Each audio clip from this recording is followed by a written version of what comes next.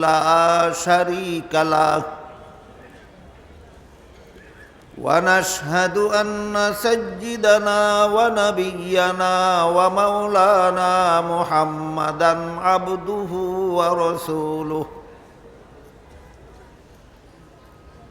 صلى الله تعالى عليه وعلى آله وأصحابه وبارك وسلم.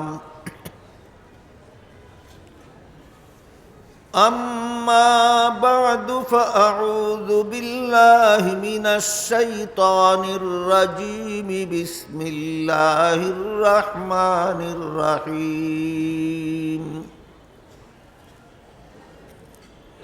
اليوم أكملت لكم دينكم وأتممت عليكم نعمتي ورضيت لكم الإسلام دينا. وقال رسول الله صلى الله عليه وسلم: تركت فيكم أمرين لن تضلوا ما تمسكتم بهما كتاب الله وسنة رسوله، أو كما قال عليه الصلاة والسلام. শ্রদ্ধেয় সভাপতি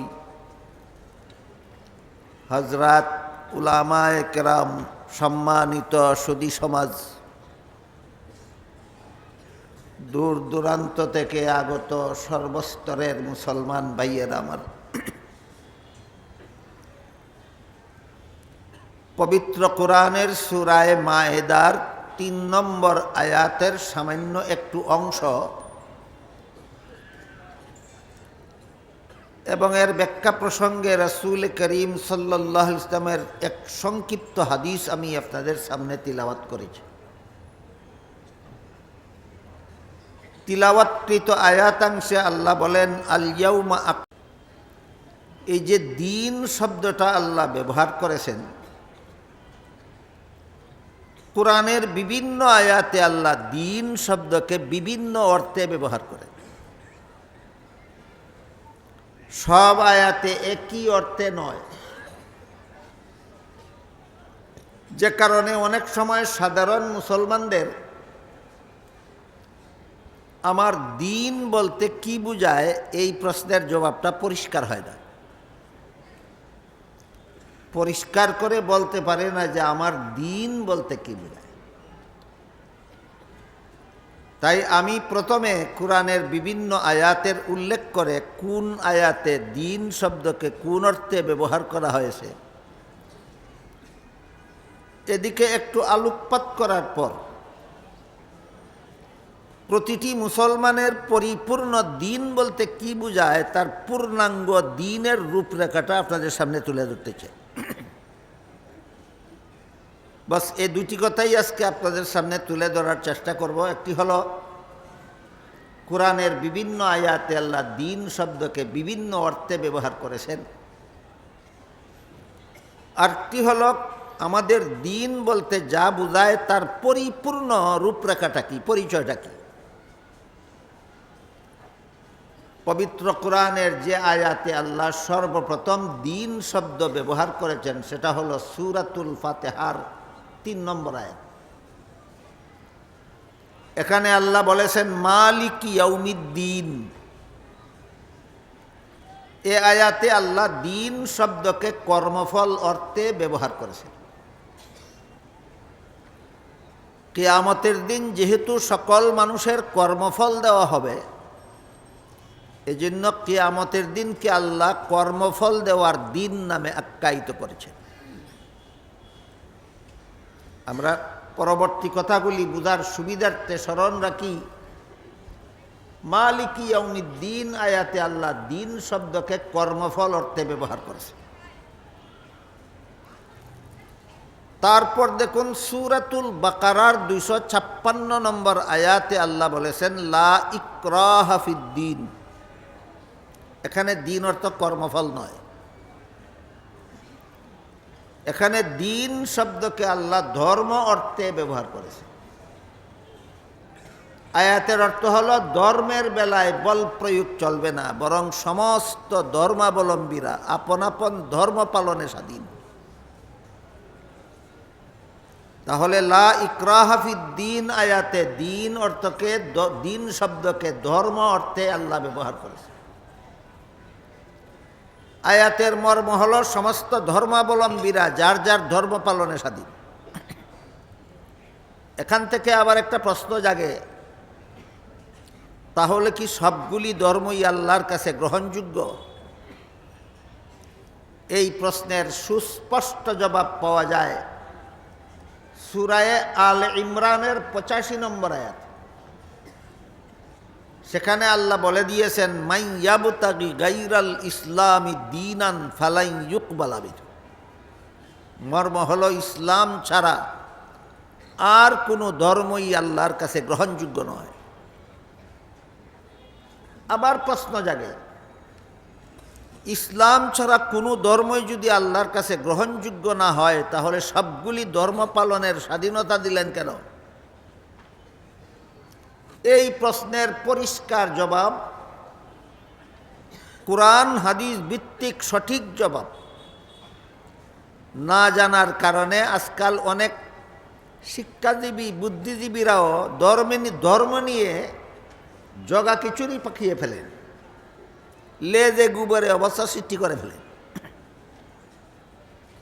এজন্য সমস্ত মুসলমানদের পরিষ্কারভাবে জানা থাকতে হবে যে আল্লাহ এক আয়াতে বলেছেন সমস্ত ধর্মাবলম্বীরা আপন আপন ধর্ম পালনে স্বাধীন, আর এক আয়াতে বলেছেন ইসলাম ছাড়া কোনো ধর্মই গ্রহণযোগ্য নয়।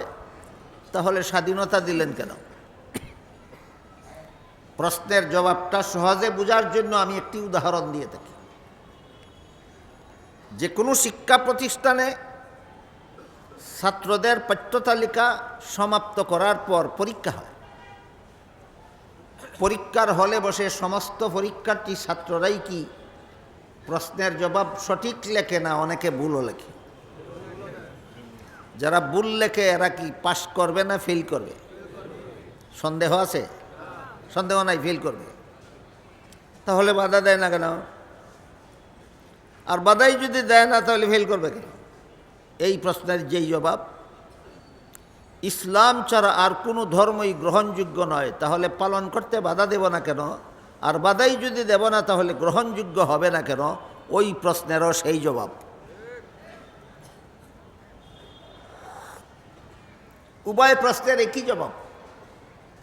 যে কারণে পরীক্ষার্থী ছাত্র প্রশ্নের জবাব ভুল লেখলে বাধা দেওয়া যাবে না, একই কারণে দুনিয়াতে কেউ ভ্রান্ত ধর্ম পালন করলে তাকেও বাধা দেওয়া যাবে না। জবে কি একই কারণ। কারণ কি? নিয়ম রক্ষার জন্য। কারণটা কি? নিয়ম রক্ষার জন্য। পরীক্ষার্থী ছাত্র প্রশ্নের জবাব ভুল লেখলে বাধা দেওয়া যাবে না গ্রহণযোগ্য হওয়ার কারণে না নিয়ম রক্ষার জন্য? তেমনিভাবে দুনিয়াতে কেউ ভ্রান্ত ধর্ম পালন করলেও বাধা দেওয়া যাবে না গ্রহণযোগ্য হওয়ার কারণে না নিয়ম রক্ষার জন্য? এই সুযোগে যদি কোনো পরীক্ষার্থী ছাত্র প্রশ্নের জবাব ইচ্ছা মতো ভুল লেখে, তাহলে তার যেভাবে তার কপালে গুড়ার ডিম ছাড়া আর কিছু নাই, ঠিক তেমনিভাবে এই সুযোগে যদি দুনিয়াতে কেউ ইসলাম ছাড়া আর কোনো ধর্ম পালন করে, আল্লাহ বলেন ওহুয়া ফিল আখিরাতি মিনাল খাসিরিন, তার কপালেও চিরস্থায়ী জাহান্নাম ছাড়া আর কিছু নাই। গেল আনুষঙ্গিক প্রশ্ন এবং জবাব। মালিক ইয়াউমিদ্দিন আয়াতে আল্লাহ দিন শব্দকে কর্মফল অর্থে ব্যবহার করেছেন। লা ইকরাহা ফিদ্দীন আয়াতে আল্লাহ দিন শব্দকে ধর্ম অর্থে ব্যবহার করেছেন। আর এক জায়গায় দিন শব্দকে উভয় অর্থে ব্যবহার করেছেন। সেখানে কর্মফল অর্থও ঠিক আছে, ধর্ম অর্থও ঠিক আছে। সেটা হলো সূরাতুল কাফিরুনের শেষ আয়াত। সেখানে আল্লাহ বলেছেন, আপনি বলে দিন লাকুম দীনুকুম ওয়ালিয়া দিন, হে মূর্তি পূজারীরা তোমাদের ধর্ম আলাদা আর আমরা মুসলমানদের ধর্ম আলাদা।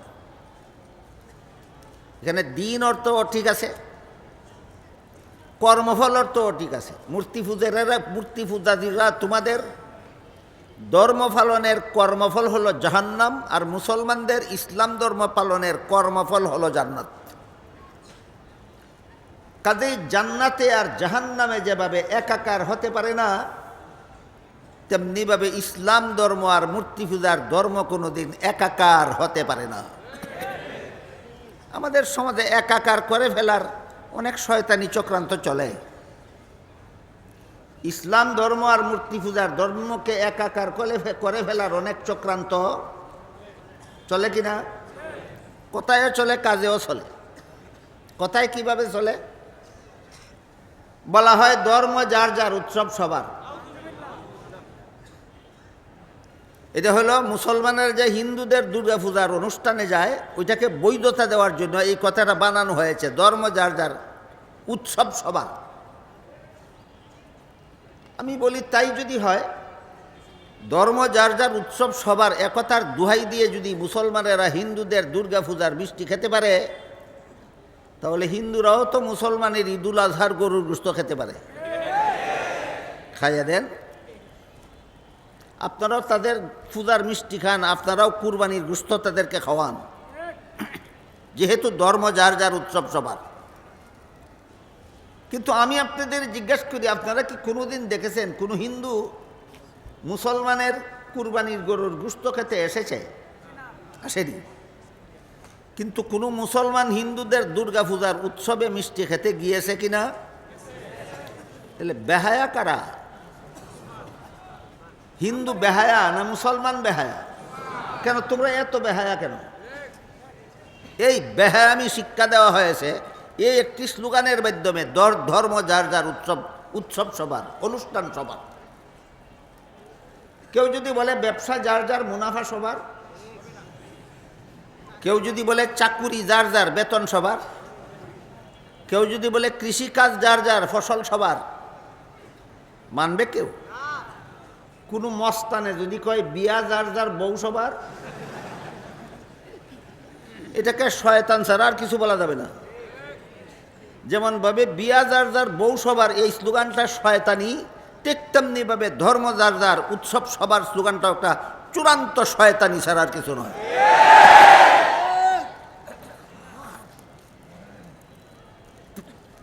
তাহলে আসল ঘটনা কি? আসল ঘটনা হলো গৃহস্থী যার, ফসল তার। ব্যবসা যার, মুনাফা তার। চাকুরি যার, বেতন তার। চাকুরি যার, বেতন তার। বিয়া যার, বউ তার। ধর্ম যার, উৎসব তার। ধর্ম যার, উৎসব তার। তো সূরা কাফিরুনের শেষ আয়াতে যে আল্লাহ বলেছেন লাকুম দীনুকুম ওয়ালিয়া দিন, এখানে দিন শব্দটাকে উভয় অর্থে ব্যবহার করা শুদ্ধ। যদি এখানে দিন শব্দকে ধর্ম অর্থে ব্যবহার করেন, এর অর্থ দাঁড়াবে তোমাদের ধর্ম আলাদা, আমাদের ধর্ম আলাদা। আর যদি এখানে কর্মফল অর্থে ব্যবহার করেন, তাহলে অর্থ হবে তোমাদের ধর্মের ফলাফল আলাদা, আমাদের ধর্মের ফলাফল আলাদা। তোমাদের ধর্ম পালনের ফল জাহান্নাম, আমাদের ধর্ম পালনের ফল জান্নাত। তারপরে দেখুন সূরা শূরা এর 13 নম্বর আয়াতে আল্লাহ পাক রব্বুল আলামিন বলেছেন আকিমুদ্দিন।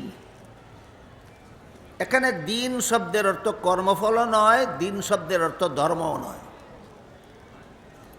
সূরা শূরার 13 নম্বর আয়াতে আকিমুদ্দিন আয়াতাংশে আল্লাহ দিন শব্দকে কর্মফল অর্থেও ব্যবহার করেননি, ধর্ম অর্থেও ব্যবহার করেননি। এখানে দিন শব্দটাকে আল্লাহ ইসলামের সহি আকীদা অর্থে ব্যবহার করেছে। আকিমুদ্দিনের অর্থ হলো তোমরা ইসলামের সহি আকীদায় অটল থাকো। সহি আকীদা এটা কোরআন হাদিসের ভাষা। বাংলা বললে যদি সহজে বুঝেন, তার বাংলা হবে বিশুদ্ধ মতবাদ। হে মুসলমানেরা, তোমরা ইসলামের বিশুদ্ধ মতবাদে অটল থাকো। তাইলে সূরা শূরার 13 নম্বর আয়াতে আকিমুদ্দিন আয়াতাংশে দিন শব্দকে ইসলামের বিশুদ্ধ মতবাদ অর্থে আল্লাহ ব্যবহার করেছেন। তোমরা ইসলামের বিশুদ্ধ মতবাদে অটল থাকো। কেন আল্লাহ নির্দেশটা দিয়েছিলেন? রাসূল করিম সাল্লাল্লাহু আলাইহি ওয়াসাল্লামের যুগেও একদল মানুষ দাবি করত তাদের ধর্ম ইসলাম, কিন্তু মতবাদ ইসলামী নয়, ইসলাম বিরোধী মতবাদ পোষণ করত। ইসলামের দাবিদারেরা ইসলামের বিরুদ্ধ মতবাদ পোষণ করত, এদেরকে নির্দেশ দিয়ে আল্লাহ বলেন আকিমুদ্দিন, ইসলাম যদি তোমার ধর্ম হয়ে থাকে তাহলে ইসলামের বিশুদ্ধ মতবাদে অটল থাকো, ইসলামের নামে ভ্রান্ত মতবাদ পোষণ করবে না। আমাদের যুগে এমন যথেষ্ট মানুষ আছে সমাজে যারা দাবি করে তাদের ধর্ম ইসলাম, কিন্তু মতবাদ ইসলাম বিরোধী মতবাদ পোষণ করে। এদের সকলের বেলায় সূরার 13 নম্বর আয়াত প্রযোজ্য। তোমরা যারা নিজেদের ধর্ম ইসলাম বলে দাবি করো, তোমরা কুফরি মতবাদ পোষণ করবা না, বেদাতি মতবাদ পোষণ করবা না, তোমরা ইসলামের বিশুদ্ধ মতবাদ পোষণ করো। আমাদের সমাজে যারাই ইসলামের নামে ভ্রান্ত মতবাদ পোষণ করে, এদের হিসাব দিয়ে সারা রাতে শেষ করা যাবে না। আমি শুধু দু একটি উদাহরণ আপনাদের সামনে তুলে ধরছি। একদল বর্তমান দুনিয়াতে ইসলামের নামে ধর্ম পালন করে, এরা হলো কাদিয়ানি। এরা নিজেদের দলের নাম দিয়েছে আহমদিয়া মুসলিম জমাত। মুসলিম জমাত অর্থ মুসলমানের দল। কাদিয়ানিরা নিজেদেরকে মুসলমানের দল নাম দিয়েছে, অথচ এদের মতবাদ কুফুরি। এদের কুফুরি মতবাদটা কি বুঝার জন্য একটু লক্ষ্য করুন। সূরা আহজাবের 40 নম্বর আয়াতে আল্লাহ পাক রব্বুল আলামিন আমাদের নবীকে একটি উপাধি দিয়েছেন। উপাধিটা হলো খাতামুন নাবিয়্যিন। এটা আমাদের নবীর একটা বৈশিষ্ট্যপূর্ণ উপাধি। এই উপাধি আল্লাহ আর কোনো নবী রসুলকে প্রদান করেননি। আর হাদিস শরীফে রাসূল করিম সাল্লাল্লাহু আলাইহি ওয়াসাল্লাম এই খাতামুন নবীন উপাধির অর্থ বলে দিয়েছেন পরিষ্কার ভাষায়। রাসূল বলেন, লা তাকুমুস সাআতু হাত্তা ইউবআসা দাজ্জালুনা কাজ্জাবুনা কুল্লুহুম ইয়াজআমু আন্নাহু নাবিয়্যুন ওয়া আনা খাতামুন নাবিয়্যিনা লা নাবিয়্যা বাদি। এর অর্থ হলো, রাসূল বলেন, আমার পরবর্তী কেউ নবী হওয়ার দাবি করলে সে হবে মিথ্যাবাদী দাজ্জাল। কারণ বর্ণনা করে রাসূল বলেন, এর কারণ হলো আমি যে খাতামুন নাবিয়্যিন, এর অর্থ হলো আমার পরে আর কোনো নবী নাই, আমি শেষ নবী। সূরা আহজাবের 40 নম্বর আয়াতে আল্লাহ আমাদের নবীকে খাতামুন নবিয়্যিন উপাধি দিয়েছেন। হাদিসে আল্লাহ রসুল এর অর্থ বলে দিয়েছেন আমি শেষ নবী। কাদিয়ানিরা মানে না, দাবি করে তাদের ধর্ম ইসলাম। কুফুরির নামে কুফুরি মতবাদ না ইসলামের নামে কুফুরি মতবাদ? এই ধর্ম নিয়ে এই বাটপারি দুনিয়ার কোনো মুসলমান বরদাস্ত করতে পারে না। যারা হিন্দু ধর্ম পালন করে, হিন্দু নামে হিন্দু ধর্ম ইচ্ছা মতো পালন করো, আল্লাহ তো কোরআনে স্বাধীনতা দিয়েছেন। যারা বৌদ্ধ ধর্ম পালন করে, বৌদ্ধ নামে বৌদ্ধ ধর্ম ইচ্ছা মতো পালন করো, বাধা নাই। যারা ইহুদি ধর্ম পালন করে, ইহুদি নামে ইহুদি ধর্ম ইচ্ছা মতো পালন করো, বাধা নাই। যারা খ্রিস্ট ধর্ম পালন করে, খ্রিস্ট নামে খ্রিস্ট ধর্ম ইচ্ছা মতো পালন করো, বাধা নাই। কিন্তু কাদিয়ানি এরা এত বড় বাটপার, এরা কাদিয়ানি ধর্ম পালন করে আর ইসলামের নাম ব্যবহার করে। এই ধরনের ইসলামের নাম নিয়ে যারা বাটপারি করে, এদেরকে সতর্ক করে দিয়ে আল্লাহ সূরার 13 নম্বর আয়াতে বলেছেন, আকিমুদ্দিন, ইসলামের সহি আকীদায় অটল থাকো, ইসলামের বিশুদ্ধ মতবাদে অটল থাকো। ভ্রান্ত মতবাদ দুই প্রকারের আছে। এক প্রকার ভ্রান্ত মতবাদের দ্বারা মানুষ কাফের হয়ে যায়, যেমন গোলাম আহমদ কাদিয়ানিকে নবী মানার কারণে কাদিয়ানিরা কাফের হয়ে গেছে। কাদিয়ানিদের ভ্রান্ত মতবাদ এমন ভ্রান্ত মতবাদ যে ভ্রান্ত মতবাদের দ্বারা কেউ মুসলমান থাকে না, কাফের হয়ে যায়। আর এক প্রকার ভ্রান্ত মতবাদ আছে, যেই মতবাদ পোষণকারী কাফেরও হয় না, নির্ভেজাল মুসলমানও থাকে না। কাফেরও হয় না, নির্ভেজাল মুসলমানও থাকে না। যেমন ধরুন, একটা বালতির মধ্যে যদি 1 কেজি 2 কেজি 2.5 কেজি দুধ থাকে, এর মধ্যে যদি আপনি আরো 1 মগ পানি ঢেলে দেন, দুধ রইল না, মুঠেই দুধ রইল না, না কিছু দুধ আছে, কিন্তু দুধটা খাঁটি না ভেজাল? ঠিক তেমনিভাবে এমন কিছু ভ্রান্ত মতবাদ আছে যা পোষণ করলে মুসলমান কাফেরও হয় না আর নির্বেজাল মুসলমানও থাকে না, তার মুসলমানই বেজাল হয়ে যায়। এরকম একটা ভ্রান্ত মতবাদের উদাহরণ দিচ্ছি। আল্লাহ পাক রব্বুল আলামিন পবিত্র কোরআনে হযরত ইব্রাহিম আলাইহিস সালামের সাথে এক আলাপ আলোচনার মাধ্যমে, কথোপকথনের মাধ্যমে ইব্রাহিমকে আল্লাহ বলে দিয়েছিলেন, লা ইয়ানালু আহদিজ জালিমিন। এর অর্থ হলো গুনাহগারদেরকে আমি নবী বানাই না। লা ইয়ানালু আহদিজ জালিমিনের মর্ম হলো গুনাহগারদেরকে আমি নবী বানাই না, আর যাদেরকে নবী বানাই তারা গুনাহ করে না।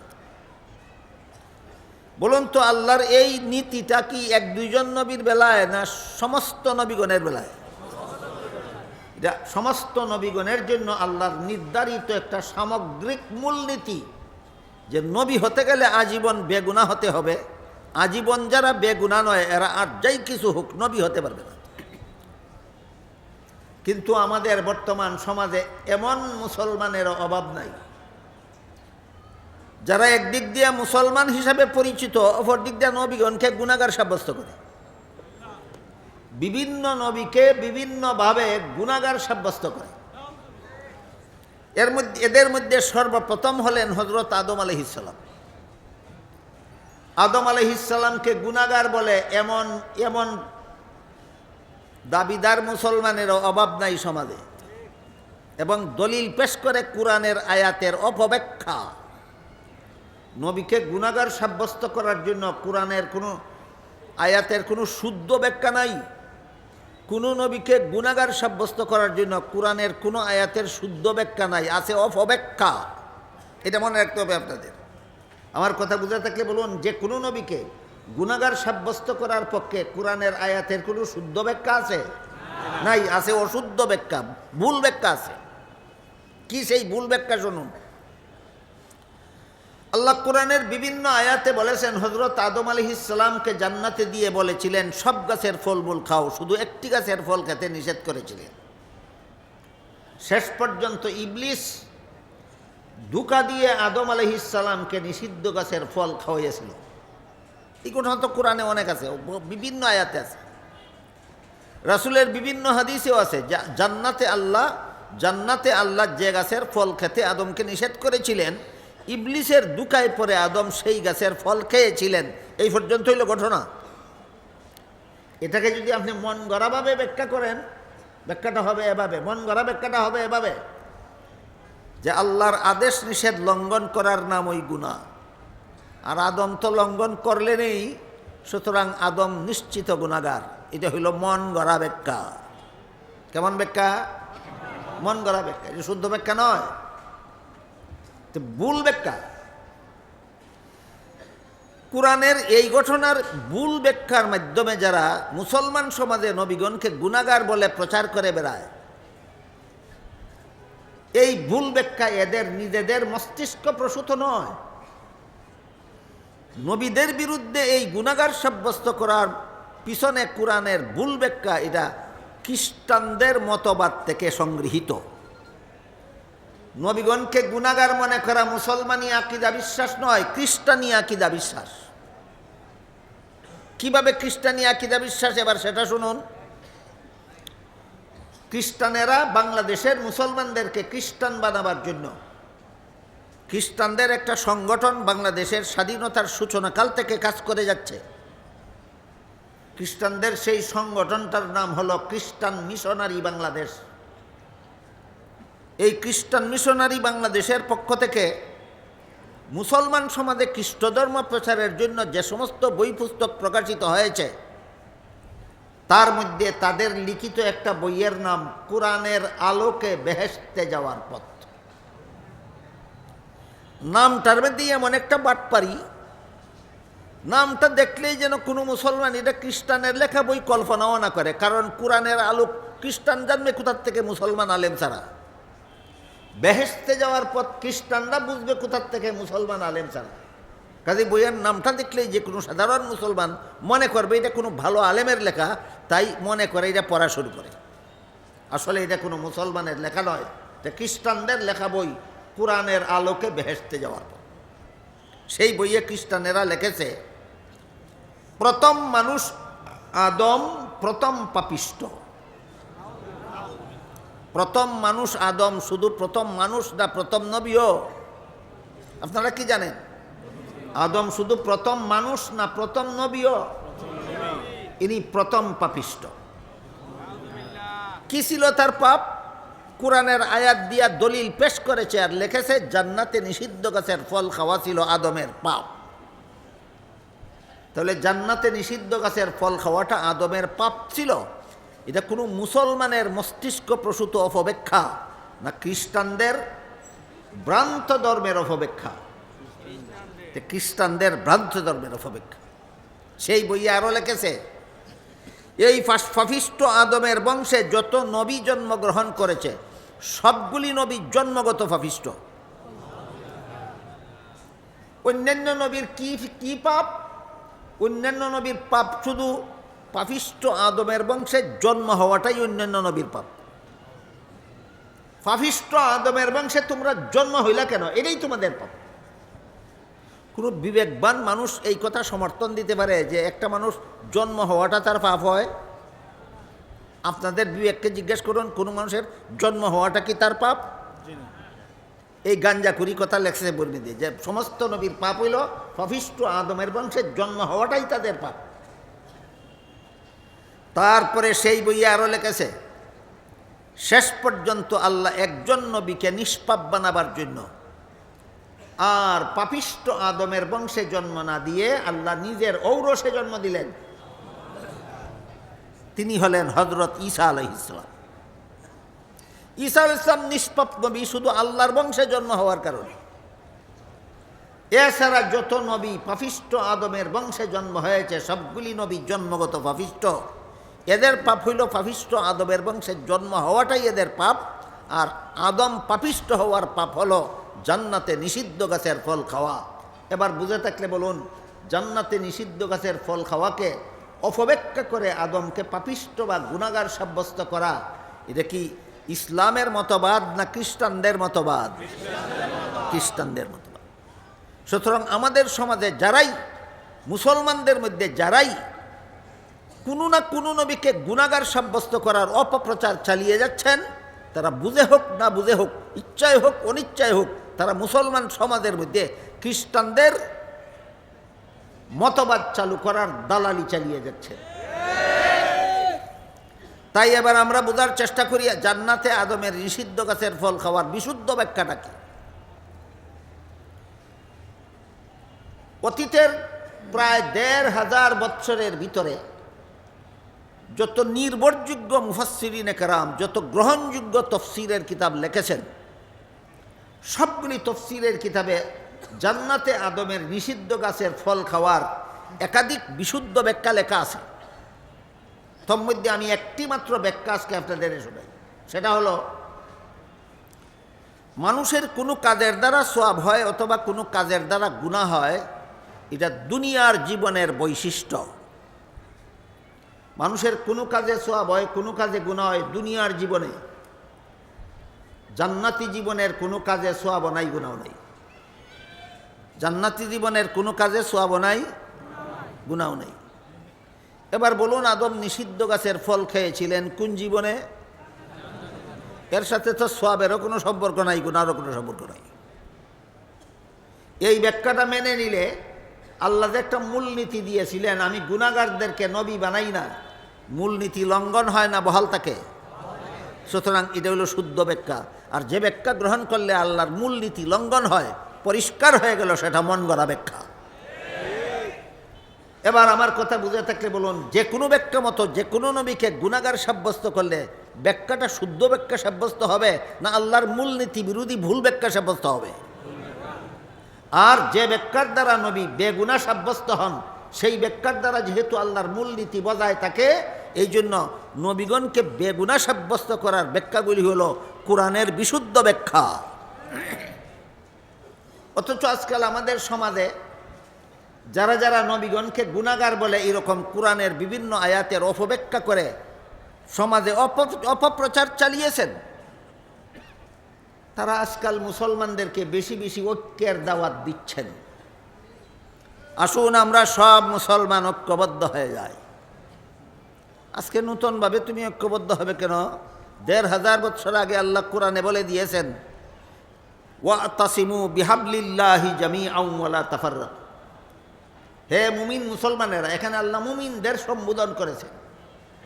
মুমিন মুসলমানদের সম্বোধন করে বলেছেন, তোমরা আল্লাহর দ্বীনকে শক্তভাবে ধারণ করার মাধ্যমে ঐক্যবদ্ধ হও। ঐক্যের দাওয়াত আজকে নূতনভাবে কারো দেওয়ার দরকার আছে না? কোরআনে আল্লাহ ১৫০০ বছর আগেই মুসলমানদের ঐক্যবদ্ধ হওয়ার দাওয়াত দিয়েছেন। মজার ব্যাপার হলো, আল্লাহ কোরআনের যে আয়াতে সমস্ত মুসলমানদের ঐক্যবদ্ধ হওয়ার দাওয়াত দিয়েছেন, সেই আয়াতে ঐক্যের একটা প্ল্যাটফর্ম চিহ্নিত করে দিয়েছেন। অমুক প্ল্যাটফর্মে এসে মুসলমান ঐক্যবদ্ধ হও। সেই প্ল্যাটফর্মটা হলো আল্লাহর ভাষায় হাবলুল্লাহ। প্ল্যাটফর্মটা হলো আল্লাহর ভাষায় হাবলুল্লাহ। তার মর্ম হলো আল্লাহর দ্বীন। তোমরা আল্লাহর দ্বীন পালনে ঐক্যবদ্ধ হও। এই যে আবার আসলো দ্বীন, মালিকি ইয়াউমিদ্দিন আয়াতে দ্বীন অর্থ কর্মফল। আকিমুদ্দিন আয়াতে, লা ইকরাহা ফিদ্দিন আয়াতে দ্বীন অর্থ ধর্ম। আকিমুদ্দিন আয়াতে দ্বীন অর্থ ইসলামের বিশুদ্ধ মতবাদ। লাকুম দীনুকুম ওয়ালিয়া দ্বীন আয়াতে দ্বীন অর্থ ধর্ম ও দ্বীন অর্থ কর্মফল। ওয়াতাসিমু বিহাবলিল্লাহি জামিআন ওয়া লা তাফাররাকু, এই আয়াতে যে আল্লাহ বলে, হে মুমিন মুসলমানেরা, তোমরা আল্লাহর দ্বীন পালনের মাধ্যমে ঐক্যবদ্ধ হও। এখানে ঐক্যবদ্ধ হও আগে বলেছেন না দ্বীন পালনের কথা আগে বলেছেন? দ্বীন পালনের কথা আগে বলেছেন।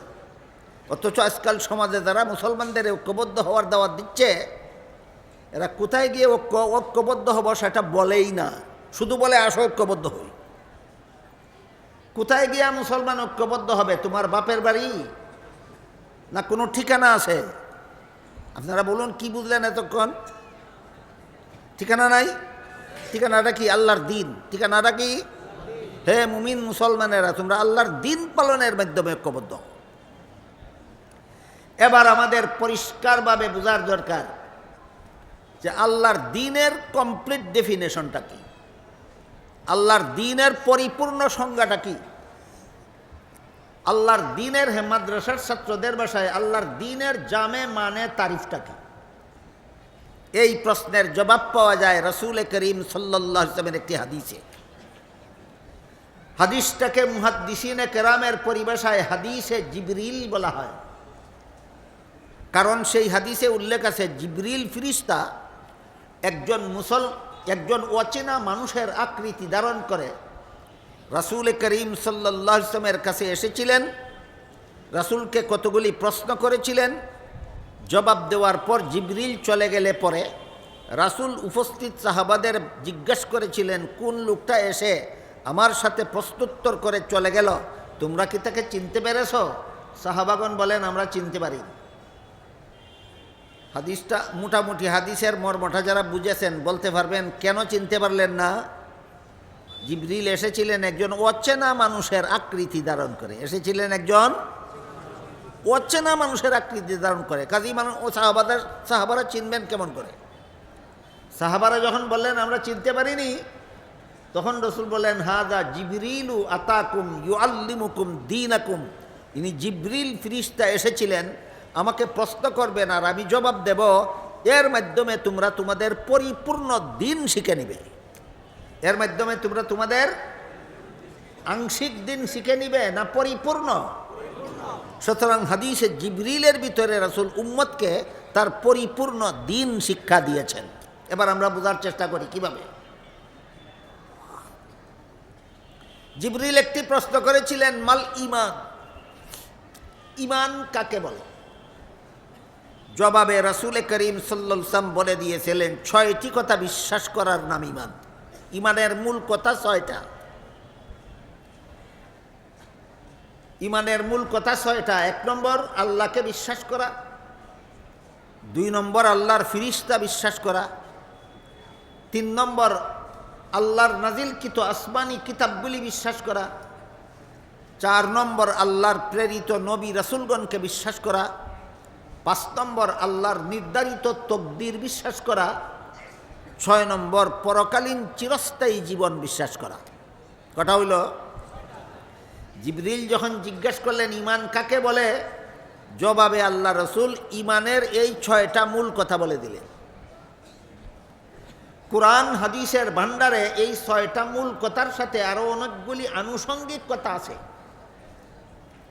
সবগুলি আনুষঙ্গিক কথা, 6টা মূল কথার সাথে আর বাকি যত আনুষঙ্গিক কথা আছে সবগুলিকে সবিস্তারে দলিল প্রমাণ সহ উম্মতের শীর্ষস্থানীয় আলেমগণ, বাংলা এভাবে বলা যায়, ইসলামী পরিভাষায় বলা যায় আকাবিরিনে উম্মত, রাসূলের বর্ণিত 6টি মূল কথার সাথে কুরআন হাদিসের বর্ণিত আরও যত আনুষঙ্গিক কথা আছে সবগুলিকে সবিস্তারে দলিল প্রমাণ সহ আকাবিরিনে উম্মত, উম্মতের শীর্ষস্থানীয় আলেমগণ একটা শাস্ত্রে বিন্যস্ত করেছেন, একটা ফন্নে মুদাব্বন করেছেন। পরিভাষাগতভাবে এই শাস্ত্রটাকে ইলমে আকাইদও বলা হয়, ইলমে কালামও বলা হয়। সারমর্ম হল, জিবরিলের এই প্রশ্নের জবাবে রসুল তার উম্মতকে ইলমে আকাইদ শিক্ষা দিয়েছেন। হাদিসের মর্মটা আগাগোড়া শুনুন, আপনারা বুঝবেন আপনাদের পরিপূর্ণ দিন কোন জিনিসের নাম, কোথায় গিয়া মুসলমান ঐক্যবদ্ধ হবে। শুধু এই যুগের নয়, সেই যুগে নয়, সর্বযুগের মুসলমান কোন প্ল্যাটফর্মে গিয়ে ঐক্যবদ্ধ হবে, এটা জানতে হলে এই হাদিসের আগাগোড়া মর্মটা স্মরণ রাখা দরকার।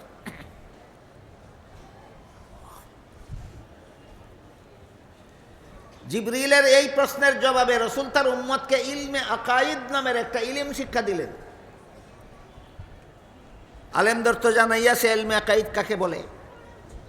মাদ্রাসার ছাত্রদেরকে যদি আমি কিতাবের ভাষায় বলি তারাও বুঝবে, কিন্তু আপনারা যারা আলেমও নন, মাদ্রাসার ছাত্রও নন, আপনাদের হয়তো জানাও নাই অথবা কিতাবের ভাষায় বললে বুঝবেনও না। এই জন্য আমি সর্বস্তরের মুসলমানের বুঝার সুবিধার জন্য বাংলা ভাষায় বলছি, শুনুন। আল্লাহর যে সমস্ত বিধিবিধান শুধুমাত্র অন্তরে বিশ্বাস করতে হয়, শরীরের অঙ্গ প্রত্যঙ্গের দ্বারা পালন করার কিছু নাই, এই সমস্ত বিধিবিধান জানার নাম ইলমে আকাইদ। যেমন আল্লাহ আছেন, এটা শুধু অন্তরে বিশ্বাস করতে হয়। আল্লাহ একজন, এটা শুধু অন্তরে বিশ্বাস করতে হয়। আল্লাহ লা শরীক, এটা শুধু অন্তরে বিশ্বাস করতে হয়। হযরত আদম আলাইহিস সালাম সর্বপ্রথম নবী, এটা শুধু অন্তরে বিশ্বাস করতে হয়। মুহাম্মাদুর রাসূলুল্লাহ সাল্লাল্লাহু আলাইহি ওয়াসাল্লাম সর্বশেষ নবী, এটা অন্তরে বিশ্বাস করতে হয়। সমস্ত নবী রসুলগণ আজীবন নিষ্পাপ, বেগুনাহ, অন্তরে বিশ্বাস করতে হয়। এইভাবে আল্লাহর যত বিধিবিধান শুধুমাত্র অন্তরে বিশ্বাস করতে হয়, শরীরের অঙ্গ প্রত্যঙ্গের দ্বারা পালন করার কিছু নাই, এই সমস্ত বিধান জানার নাম ইলমে আকাইদ। এই ইলমে আকাইদ শিক্ষা দিয়েছেন রসুল জিবরিলের প্রথম প্রশ্নের জবাবে। এরপর জিবরিল দ্বিতীয় প্রশ্ন করলেন, মাল ইসলাম, ইসলাম কাকে বলে? বলুন তো, প্রথম প্রশ্নটা কি ছিল? ঈমান কাকে বলে? ঈমানের মূল কথা রসুল বলে দিয়েছেন 6টা। দ্বিতীয় প্রশ্ন হলো ইসলাম কাকে বলে? এই প্রশ্নের জবাবে আল্লাহ রসুল বলে দিয়েছেন ইসলামের মূল কথা 5টা, ঈমানের মূল কথা 6টা, ইসলামের মূল কথা 5টা। 1 নম্বর মুখে কলেমা উচ্চারণ করা, 2 নম্বর 5 বেলা নামাজ কায়েম করা, 3 নম্বর রমজান মাসে রোজা রাখা, 4 নম্বর ধনী হলে যাকাত দেওয়া, 5 নম্বর সামর্থ্যবানদের হজ করা। এই 5টা হইল ইসলামের মূল কথা। জিবরিলের প্রশ্নের জবাবে রসুল বলে দিয়েছেন। এর সাথে আরও অনেকগুলি আনুষঙ্গিক কথা আছে কুরআন হাদিসে বর্ণিত। এই সবগুলি মূল কথার সাথে যাবতীয় আনুষঙ্গিক কথাগুলিকে সবিস্তারে দলিল প্রমাণ সহ উম্মতের শীর্ষস্থানীয় আলেমগণ আরেকটি শাস্ত্রে বিন্যস্ত করেছেন, আরেকটি ফন্নে মুদাব্বন করেছেন। সেই শাস্ত্রটাকে পরিভাষাগতভাবে ইলমে ফিকহ বলা হয়। সুতরাং সারমর্ম দাঁড়ালো, জিবরিলের দ্বিতীয় প্রশ্নের জবাবে রাসূল তার উম্মতকে ইলমে ফিকহ শিক্ষা দিয়েছেন। এবার আমরা বোঝার চেষ্টা করি ইলমে ফিকহ কাকে বলে। আল্লাহর যে সমস্ত বিধিবিধান শুধু অন্তরে বিশ্বাস করলেই চলে না, শরীরের বাহ্যিক অঙ্গ প্রত্যঙ্গের দ্বারা পালনও করতে হয়, এমন বিধান জানার নাম ইলমে ফিকহ।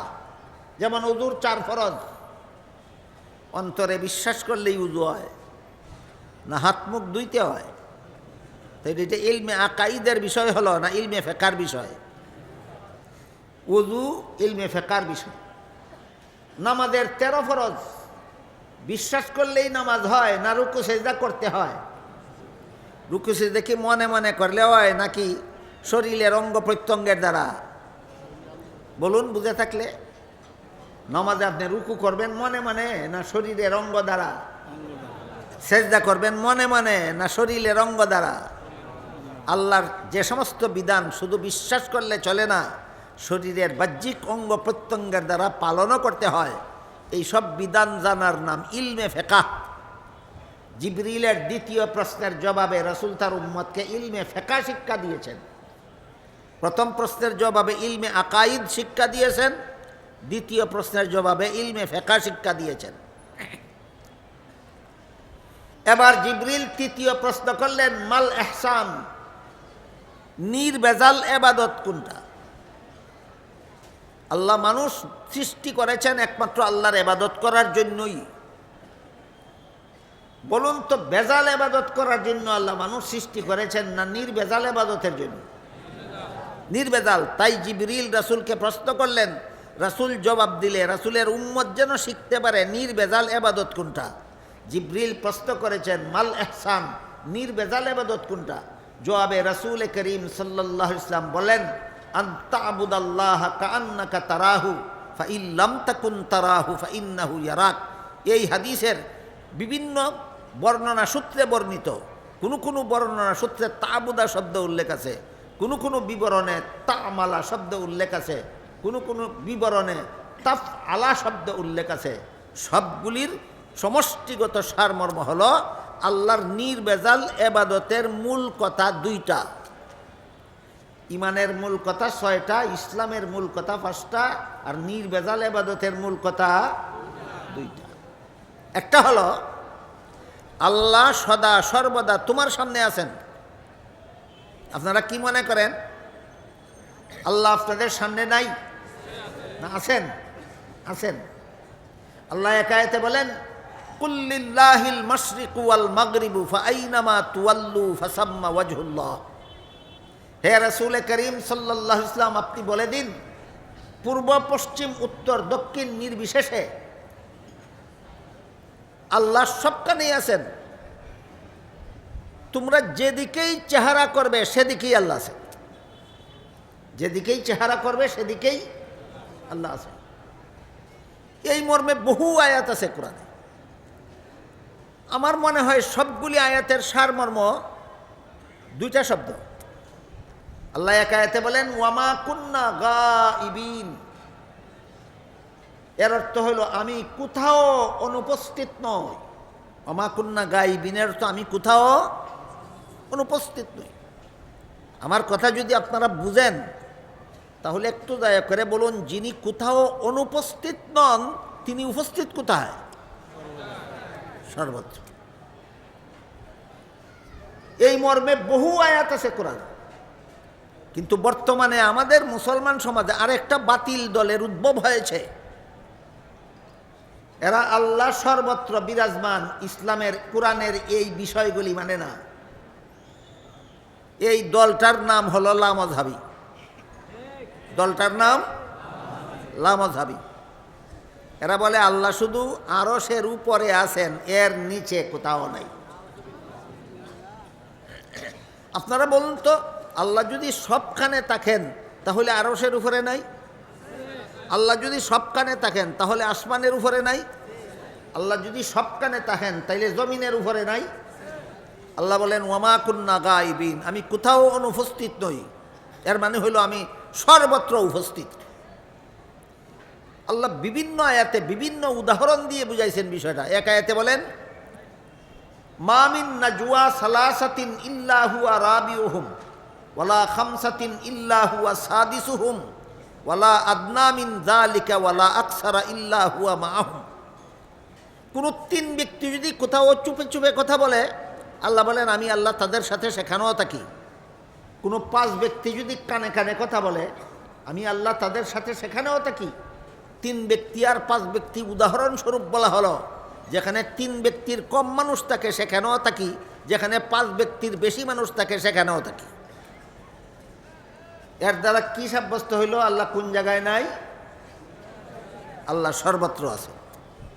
কিন্তু এর সাথে সাথে একটা কথা আমাদের মনে রাখতে হবে, যখন জগৎ বলতে কিছু ছিল না, কোনো স্থান বলতে কিছু ছিল না, আসমানও ছিল না, জমিনও ছিল না, আরশ কুরসিও ছিল না, পাতালপুরীও ছিল না, আপনাদের ইমানকে জিজ্ঞেস করে বলুন, তখনও কি আল্লাহ ছিলেন? তখন কি আল্লাহ কোনো স্থানে ছিলেন? তখন তো জায়গা বলতে কিছুই নাই। আল্লাহ ছিলেন কোথায়? আসমান জমিন আরশ কুরসি লৌহ কলম গোটা সৃষ্ট জগৎ সৃষ্টি করার আগেও তো আল্লাহ ছিলেন। তখন তো আল্লাহ কোনো স্থানে ছিলেন না। সেটা হইল আল্লাহর সত্তাগত ব্যাপার। আল্লাহ জগৎ সৃষ্টির আগে যেভাবে সত্তাগতভাবে কোনো স্থানে ছিলেন না, জগৎ সৃষ্টির পরও আল্লাহ সত্যবাগতভাবে কোনো স্থানে অবস্থান করেন না। আল্লাহ যে জমিনে আছেন, আসমানে আছেন, আরশে আছেন, ফাতালে আছেন, এটা সত্তাগতভাবে নয়, গুণগতভাবে। এবার বলুন, আল্লাহ সর্বত্র বিরাজমান সত্তাগতভাবে না গুণগতভাবে? আল্লাহ আসমানে আছেন সত্তাগতভাবে না গুণগতভাবে? আল্লাহ আরশের উপরে আছেন সত্তাগতভাবে না গুণগতভাবে? আল্লাহ জমিনে আছেন সত্তাগতভাবে না গুণগতভাবে? আল্লাহ পাতালপুরীতে আছেন সত্তাগতভাবে না গুণগতভাবে? এই কথাটা, এই ব্যাখ্যাটা মনে রাখতে হবে। তা না হইলে আপনারা অনায়াসে লামজাবিদের খপ্পরে পড়ে যাবেন। সবগুলি আয়াত গোপন করে শুধু একটি আয়াত আপনাদের শোনাবে, বলবে আল্লাহ বলেছেন ইস্তাওয়া আলাল আরশ, আল্লাহ আরশের উপর আরোহণ করেছেন। শুধু এই আয়াতটা শোনাবে, আর অনেকগুলি আয়াত আপনার কাছে লুকিয়ে রাখবে আপনার আকীদাকে ধ্বংস করার জন্য। এবার আমি এই ব্যাপারে আপনাদেরকে দুইটা প্রশ্ন করব, সঠিক জবাব দিবেন না দিতে পারলে আমি আবার বলবো, কারণ এটা বুঝা না বুঝার উপর সামনের কথাগুলি বুঝা না বুঝা নির্ভর করতেছে। একটা প্রশ্ন হইল, আল্লাহ সত্তাগতভাবে কোনো স্থানে থাকেন না। স্থান সৃষ্টি করার আগে যেমনভাবে আল্লাহ কোনো স্থানে ছিলেন না, আল্লাহর সত্তা জগৎ সৃষ্টির পরেও আল্লাহ সত্তাগতভাবে কোনো স্থানে থাকেন না। কিন্তু আল্লাহ যে কোরআনে বিভিন্ন আয়াতে সর্বত্র বিরাজমান বলেছেন, সেটা সত্তাগতভাবে আল্লাহ সর্বত্র বিরাজমান না গুণগতভাবে? এই দুইটা কথা মনে রাখুন। তারপরে চলুন রাসূলের সেই হাদিসটা এবার বোঝার চেষ্টা করেন। জিবরিল জিজ্ঞেস করলেন, নির্ভেজাল ইবাদত কোনটা? রাসূল করিম সাল্লাল্লাহু আলাইহি ওয়াসাল্লাম আল্লাহর নির্ভেজাল ইবাদতের দুইটা মূল কথা বলে দিলেন। দেখি পিছনের কথা ভুলে গেলেন কিনা। ইমানের মূল কথা কয়টা? ইসলামের মূল কথা কয়টা? আর নির্ভেজাল ইবাদতের মূল কথা রাসূল বলে দিলেন দুইটা। একটা হলো আল্লাহ সর্বদা তোমার সামনে আছেন। এবার বলুন, সত্তাগতভাবে না গুণগতভাবে? হ্যাঁ, আল্লাহ সর্বদা প্রত্যেকটা মানুষের সামনে সামনে আছেন গুণগতভাবে। আর একটা কথা হলো, তুমিও সদা সর্বদা আল্লাহর সামনে আছো সত্তাগতভাবে। তোমার একটা সত্তা আছে, তুমি সর্বদাই আল্লাহর সামনে আছো।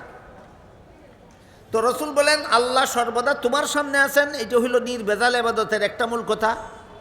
আর তুমিও সর্বদা আল্লাহর সামনে আছো, এটাও নির্ভেজাল ইবাদতের দ্বিতীয় মূল কথা। কিন্তু আল্লাহ আমার সামনে আছেন এই কথার মধ্যে আর আমি আল্লাহর সামনে আছি এই কথার মধ্যে একটা ব্যস্কম আছে।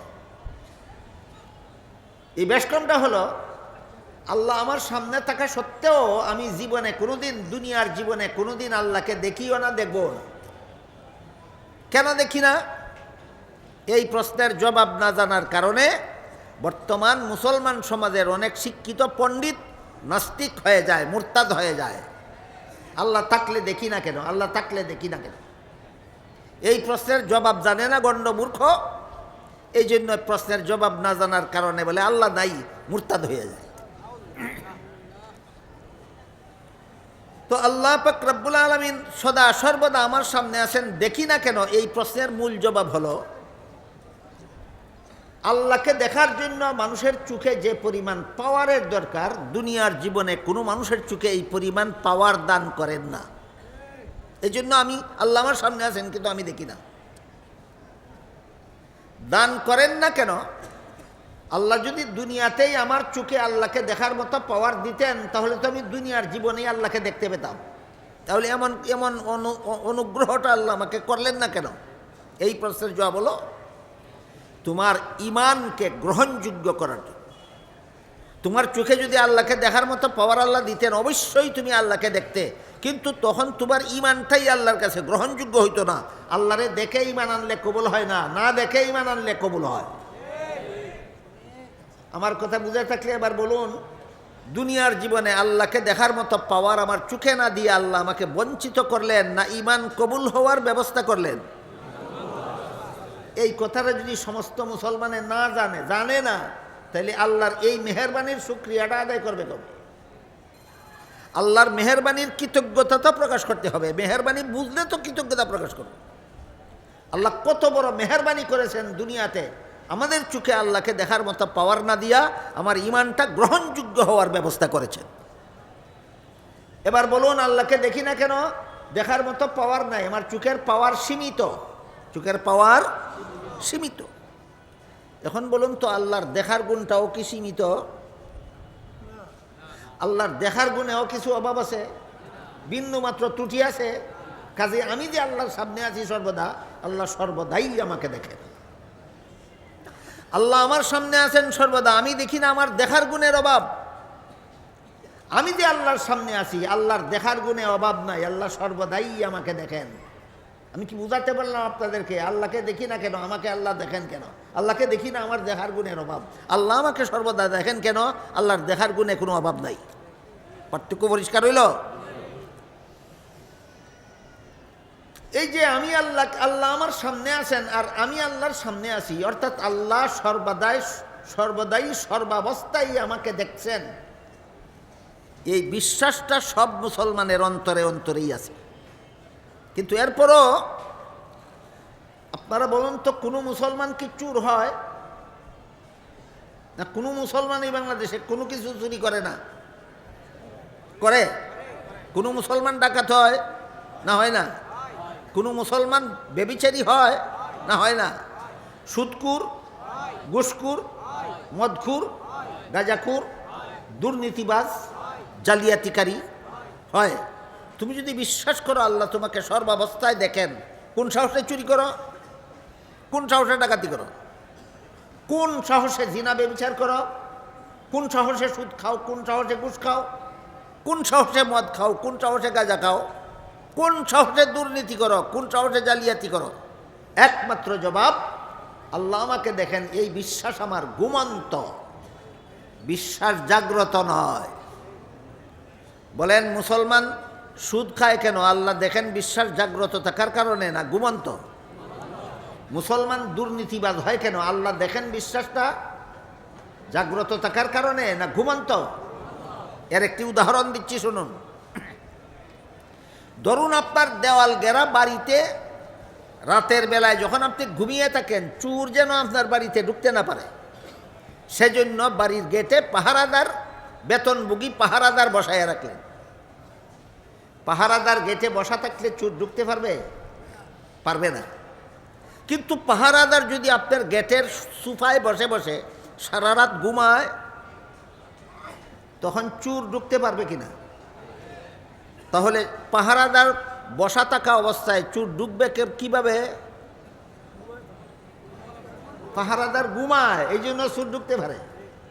ঠিক তেমনিভাবে আমি যদি বিশ্বাস করি আল্লাহ আমাকে দেখে, আমার ইমান ঘুমায়, এই জন্য আমার মতো বিশ্বাসী চোর হয়, আমার মতো বিশ্বাসী ডাকাত হয়, আমার মতো বিশ্বাসী বদমাশ হয়, আমার মতো বিশ্বাসী দুর্নীতিবাজ হয়, আমার মতো ইমানদার জালিয়াতিকারী হয়। তাহলে আল্লাহ আমাকে সদা সর্বদা দেখেন, এই বিশ্বাস ঘুমন্ত থাকলেই এবাদত ভেজাল। এই বিশ্বাস ঘুমন্ত থাকলেই ধর্মের বেলায় এবাদত করবে ভেজাল, সংসারের বেলায় সকল কাজে করবে শুধু দুর্নীতি আর দুর্নীতি। মুসলমানের এবাদত তখনই ভেজাল হয় যখন আল্লাহ আমাকে দেখতেছেন, এই বিশ্বাস যখন ঘুমন্ত থাকে। মুসলমান সংসারের কাজে তখনই দুর্নীতিবাজ হয়, আল্লাহ আমাকে দেখতেছেন, এই বিশ্বাস যখন জাগ্রত থাকে না ঘুমন্ত থাকে, এই বিশ্বাস জাগ্রত করলেই তোমার সব ইবাদত হয়ে যাবে নির্ভেজাল, তোমার সংসারের সকল কাজ হয়ে যাবে দুর্নীতি মুক্ত। এবার বিশ্বাস জাগ্রত হওয়ার একটি উদাহরণ দিচ্ছি, শুনুন। হযরত ইউসুফ আলাইহিস সালামের সাথে জিনা ব্যভিচার করার জন্য জুলাইখা ইউসুফ আলাইহিস সালামকে একটা রাজকীয়ভাবে সুসজ্জিত কামরার ভিতরে, খাস কামরার ভিতরে নিয়ে গেল, যেখানে ইউসুফ এবং জুলাইখা ছাড়া তৃতীয় কোনো মানুষ দুনিয়ার ছিল না।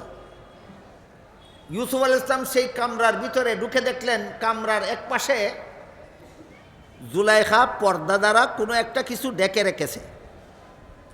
পর্দার আড়ালে কি আছে পর্দার কারণে দেখা যায় না। ইউসুফ আলাইহিস সালাম জুলাইখাকে জিজ্ঞেস করলেন, তোমার পর্দার আড়ালে কি ডেকে রেখেছ? জুলাইখা বলে, আমি যেই মূর্তিটার পূজা করি ওই মূর্তিটা ডেকে রেখেছি। কি ডেকে রেখেছে? মূর্তি। মূর্তি।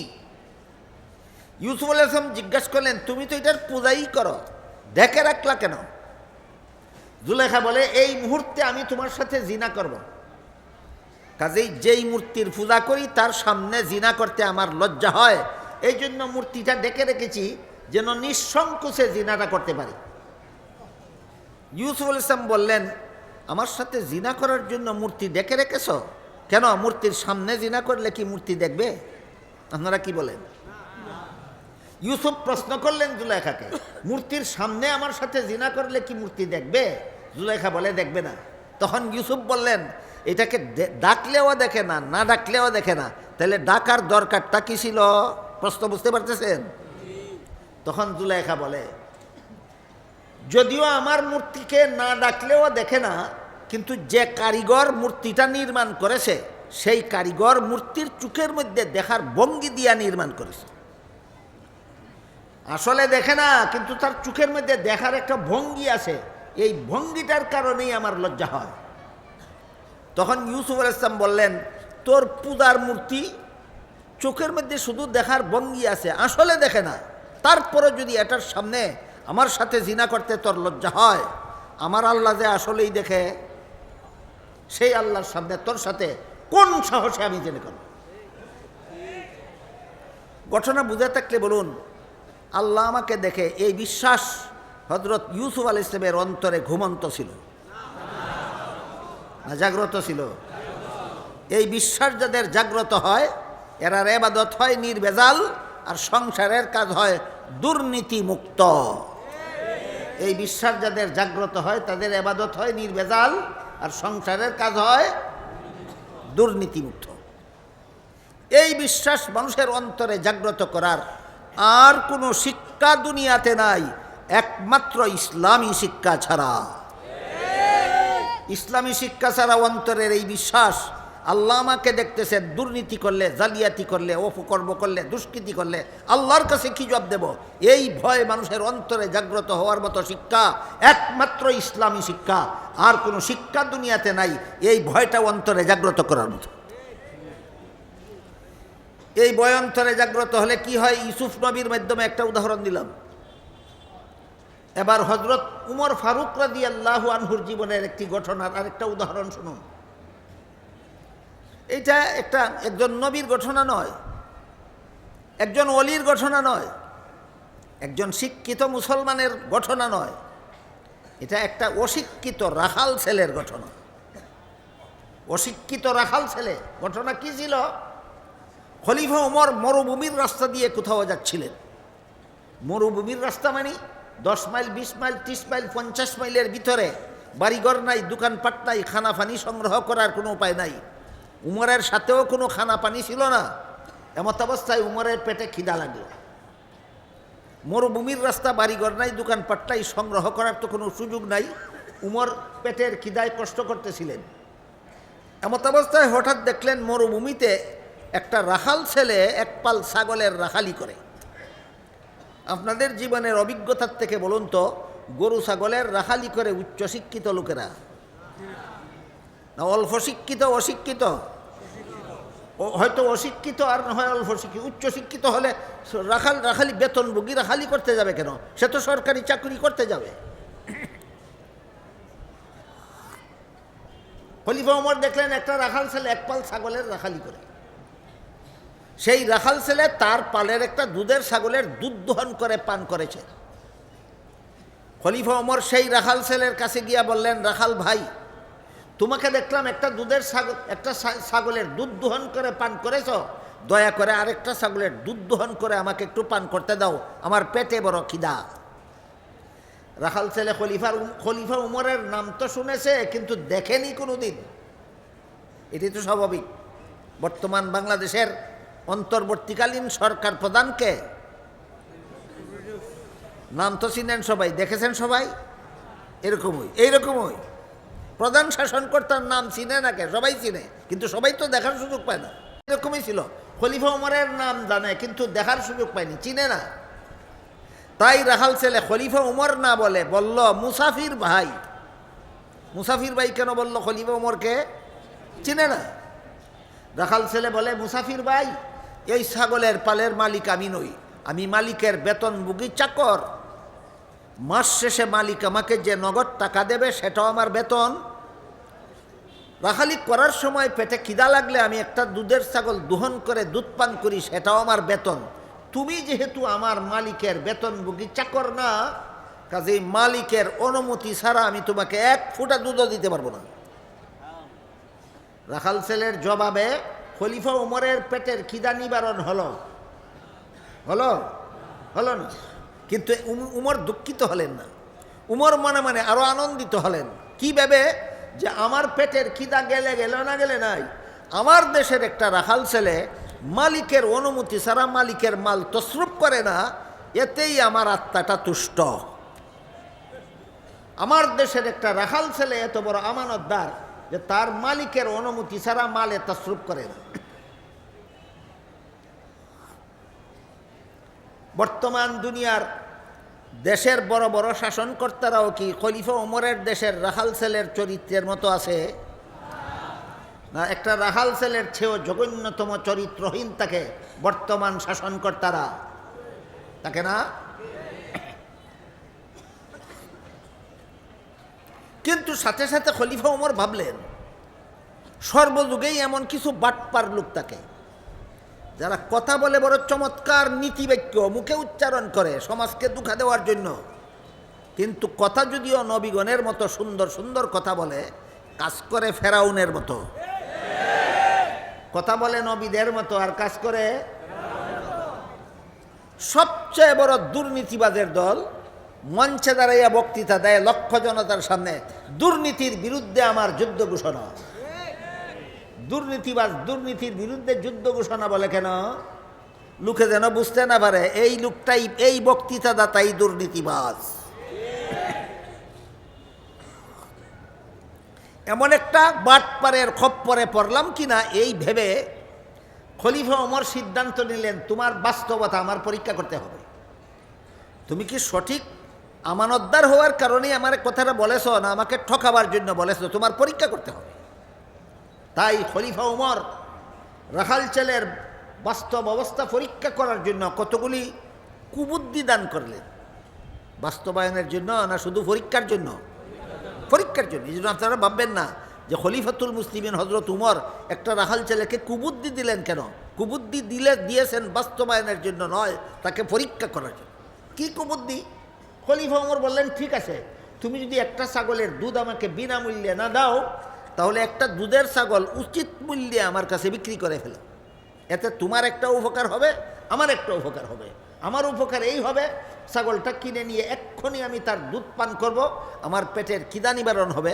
তোমার উপকার এই হবে, তোমাকে মালিক যা বেতন দেয় তো দিবেই, আর বেতনের অতিরিক্ত একটা দুধের ছাগলের মূল্য তুমি অতিরিক্ত পাইলা, এটা তোমার উপকার।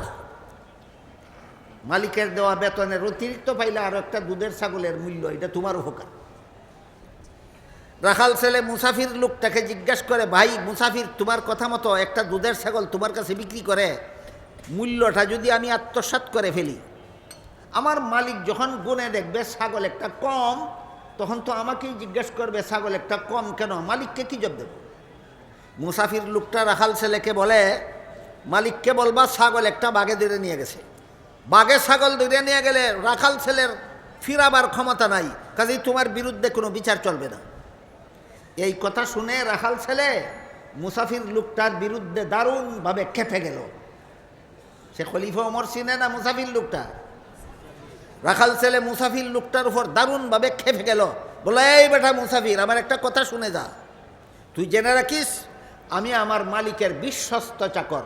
আমি যদি বলি ছাগল একটা বাঘে ধরে নিয়ে গেছে, আমার বিরুদ্ধে বিচার দায়ের করবে দূরের কথা, বিন্দু মাত্র সন্দেহও করবে না, শতকরা 100 ভাগ বিশ্বাস করবে ছাগল একটা বাঘে ধরে নিয়ে গেছে। কিন্তু তুই বল, শেষ বিচারের দিন আল্লাহ যখন জিজ্ঞেস করবেন মালিকের ছাগলটা কি করছিলি, তখন কি জবাব দেব? আমি যে তোর কাছে মালিকের ছাগল বিক্রি করে মূল্যটা আত্মসাৎ করে ফেলবো, আল্লাহ কি দেখে না? আল্লাহর কাছে কি জবাব দেব? আমি আপনাদের জিজ্ঞেস করি, খলিফা ওমরের দেশের এই রাখাল ছেলে আল্লাহ আমাকে দেখছে, আল্লাহর অপকর্ম করলে আল্লাহর কাছে কি জবাব দেব? এই বিশ্বাসটা খলিফা ওমরের দেশের রাখাল ছেলের অন্তরে ছিল ঘুমন্ত না জাগ্রত? তাহলে যত রকমের এবাদতের মধ্যে যত রকমের ভেজাল আর সংসারের যত কাজে যত রকমের দুর্নীতি, সব থেকে রক্ষা পাওয়ার একমাত্র রক্ষা কবচ হলো আল্লাহ আমাকে দেখতেছেন, এই বিশ্বাস অন্তরে জাগ্রত করা। আর এই বিশ্বাস মুসলমানের অন্তরে জাগ্রত হয় না স্কুলের শিক্ষার দ্বারা, জাগ্রত হয় না কলেজের শিক্ষার দ্বারা, জাগ্রত হয় না ভার্সিটির শিক্ষার দ্বারা। এই বিশ্বাস মুসলমানের অন্তরে জাগ্রত হয় একমাত্র কোরআন শিক্ষার দ্বারা। বলেন, অন্যান্য জাগতিক শিক্ষার উপর কোরআন শিক্ষার আলাদা কোনো বৈশিষ্ট্য আছে কিনা? এই বৈশিষ্ট্য ছাড়া এবাদতেও নির্ভেজাল হতে পারবেন না, এই বৈশিষ্ট্য ছাড়া সংসারেও দুর্নীতি মুক্ত হতে পারবেন না। আল্লাহর কাছে কি জবাব দিব এই বয় যার অন্তরে নাই, সে যত বড় শিক্ষিত তত বড় দুর্নীতিবাজ হতে বাধ্য। যত বড় শিক্ষিত তত বড় দুর্নীতিবাজ হতে বাধ্য। আমি আপনাদের জিজ্ঞাসা করি, একটা রিক্সা ড্রাইভার সবচেয়ে বড় দুর্নীতিবাজ হয় না কোনো শিক্ষিত চাকুরিজীবী দুর্নীতিবাজ হয়? রিক্সার ড্রাইভার বড় দুর্নীতিবাজ না শিক্ষিত চাকরিজীবী বড় দুর্নীতিবাজ? এমন একজন চাকরিজীবীর কথাও আপনাদেরকে বলি, আমার জীবনের বাস্তব অভিজ্ঞতার থেকে বলি। আমার মনে হয় আজ থেকে প্রায় 50 বছর আগের ঘটনা হবে, আনুমানিক 2-4 বছর বেশ কম হতে পারে। আজ থেকে প্রায় 50 বছর আগে ব্রাহ্মণবাড়িয়া এলাকার একটি মাহফিল থেকে বাড়ি যাওয়ার পথে, রেলে বাড়ি যাওয়ার জন্য রেল স্টেশনে গেলাম। রেল স্টেশনে গিয়ে দেখি গাড়ি ছেড়ে দিচ্ছে, টিকিট নেওয়ার সুযোগ নাই। টিকিট ছাড়াই রেলগাড়িতে চড়লাম। রেলগাড়ির ভিতরে সরকারের বেতনভোগী কর্মচারী থাকে, যারা বিনা টিকিটে রেল চড়ে, তাদের কাছ থেকে ভাড়া নিয়ে তাদেরকে টিকিট বানিয়ে দেওয়ার জন্য থাকে কিনা। আমি তাকে গিয়া বললাম, ভাই গাড়ি ছেড়ে দিয়েছে, আমি টিকিট নিতে পারিনি, আপনি দয়া করে আমাকে একটা টিকিট বানিয়ে দিন, আর যা ভাড়া হয় আমার কাছ থেকে নিয়ে নিন। ইনি আমাকে একটু গরম দেখাইয়া বললেন, টিকিট বানিয়ে দেওয়া যাবে না। আমি বললাম, কেন? সরকার আমাকে টিকিট বানিয়ে দেওয়ার জন্য বেতন দেয়, সরকারের বাবার সম্পত্তি বিক্রি করে নয়, এই দেশের জনগণের ট্যাক্সের টাকার থেকে তোমার বেতন দেয়। এটা আপনারা চিরকাল মনে রাখবেন, দেশের সমস্ত সরকারি কর্মচারীদের বেতন সরকারের বাপের সম্পত্তি বিক্রি করে দেয় না, আপনাদের মাথার গাম পায়ে ফেলে যে উপার্জন করেন, সেই উপার্জনের ট্যাক্সের পয়সার থেকে সকল বিভাগের সরকারি কর্মকর্তারা বেতন পায়। তাই আমি তাকে বললাম, আমাদের পয়সা দিয়ে তোমার বেতন দেয়, আমার টিকিট বানিয়ে দেওয়ার জন্য। টিকিট বানিয়ে দেওয়া যাবে না কেন? বলে, টিকিট বানিয়ে দিলে শুধু ভাড়া দিলে হবে না, বিনা টিকিটে রেল চড়ার জরিমানাও দিতে হবে। আমি বললাম, তাও দেব, ভাড়াও দেবো, জরিমানাও দেবো, আমার টিকিট বানিয়ে দিন। এখন গরম সুরে না, এখন নরম সুরে বলে, হুজুর আপনার জরিমানা তো লাগবেই না, ভাড়াও সবটুকু লাগবে না, টিকিট ছাড়া যা মনে চায় আমাকে দিয়ে দেন। কি ছাড়া? আপনারা বলুন, টিকিট ছাড়া যা মনে চাই দিয়া দিলে সরকারি তহবিল মানে জনগণের তহবিল, সরকারি তহবিল মানে যাবে জনগণের তহবিলে না তার পকেটে থাকবে? এটা কি নীতি না দুর্নীতি? এই দুর্নীতিবাজকে সরকার চাকুরি দিয়েছে অশিক্ষিত হওয়ার কারণে না শিক্ষিত? এই আজকের থেকে 50 বছর আগে বাংলাদেশে একটা শিক্ষিত দুর্নীতিবাজ আমি পেয়েছিলাম। বর্তমানে বাংলাদেশে কোনো শিক্ষিত দুর্নীতিবাজ নাই। আপনারা যদি বলেন আছে, তাহলে আপনাদের কি বলতে হবে? শিক্ষিত হলে দুর্নীতিবাজ হয় কেন? কারণ সে যেই শিক্ষা গ্রহণ করেছে, এই শিক্ষা আল্লাহর কাছে কি জবাব দেব, এই অনুমতি জাগায় না। এই জন্য আল্লাহর ভয় যদি অন্তরে না থাকে, আল্লাহ দেখতেছে আমাকে, আল্লাহর কাছে কি জবাব দিব, এই ভয় যার অন্তরে জাগে না, সে যত বড় শিক্ষিত হয় তত বড় দুর্নীতিবাজ হতে বাধ্য। তাই জিবরিল যখন জিজ্ঞেস করলেন নির্ভেজাল ইবাদত কোনটা, রাসূল বলেন নির্ভেজাল ইবাদতের মূল কথা দুইটা। একটা হলো আল্লাহ সর্বদা তোমার সামনে আছেন, আর একটা হলো তুমি সর্বদা আল্লাহর সামনে আছো। তুমি আল্লাহকে দেখো না তোমার দৃষ্টিশক্তির অভাবে, আল্লাহ যে তোমার সামনে আছে, আল্লাহর দেখার গুণে কোনো অভাব নাই, আল্লাহ সর্বাবস্থায় তোমাকে দেখছেন। এই বিশ্বাস যদি তোমার অন্তরে জাগ্রত হয়ে যায়, তাহলে ইবাদতও হবে নির্ভেজাল, সংসারের কাজও হবে দুর্নীতিমুক্ত। নির্ভেজাল ইবাদতের দুইটা মূল কথা রাসূল বলে দিলেন। এর সাথে আরও যত আনুষঙ্গিক কথা আছে, সবগুলিকে সবিস্তারে দলিল প্রমাণ সহ উম্মতের শীর্ষস্থানীয় আলেম আরেকটি শাস্ত্রে বিন্যস্ত করেছেন। সেই শাস্ত্রটাকে পরিভাষাগতভাবে ইলমে তাজকিয়াও বলা হয়, ইলমে তাসাউফও বলা হয়। জিবরিলের প্রথম প্রশ্নের জবাবে রাসূল উম্মতকে ইলমে আকাইদ শিক্ষা দিয়েছিলেন। জিবরিলের দ্বিতীয় প্রশ্নের জবাবে রাসূল উম্মতকে ইলমে ফিকহ শিক্ষা দিয়েছিলেন। জিবরিলের তৃতীয় প্রশ্নের জবাবে রাসূল উম্মতকে ইলমে তাজকিয়া শিক্ষা দিয়েছেন। যে যতটুকু বুঝেছেন বুঝেছেন, যতটুকু না বুঝেছেন না বুঝেছেন। তিনটা কথা মনে রাখুন, জিবরিলের প্রথম প্রশ্নের জবাবে রাসূল উম্মতকে ইলমে আকাইদ শিক্ষা দিয়েছেন। জিবরিলের দ্বিতীয় প্রশ্নের জবাবে রাসূল উম্মতকে ইলমে ফিকহ শিক্ষা দিয়েছেন। জিবরিলের তৃতীয় প্রশ্নের জবাবে রাসূল উম্মতকে ইলমে তাজকিয়া শিক্ষা দিয়েছেন। ইলমে তাজকিয়ার ডেফিনেশন হলো আল্লাহর যে সমস্ত বিধিবিধান শুধু অন্তরে বিশ্বাস করলেও চলে না, শরীরের বাহ্যিক অঙ্গ প্রত্যঙ্গের দ্বারা পালনও করা যায় না, বরং বিশ্বাসও করতে হয় অন্তরের দ্বারা, পালনও করতে হয় অন্তরের দ্বারা। এই সমস্ত বিধিবিধান জানার নাম ইলমে তাজকিয়া।